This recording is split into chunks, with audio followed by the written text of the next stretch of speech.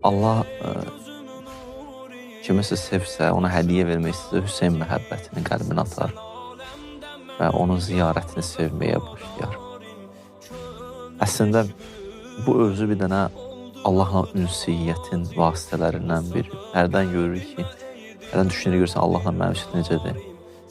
Qəlbə diqqət elə sövmücüsə necədir? Ünsiyyətin açarı qəlbdə.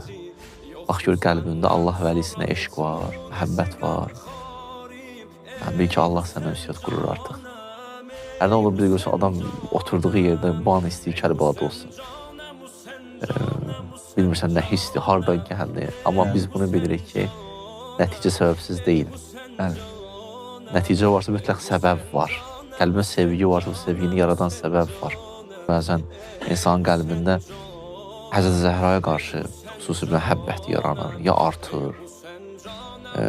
Birdən-birə görsən, oturduğun bir yerdə, birdən-birə kimsə bir yadıma salır o şəxsiyyəti.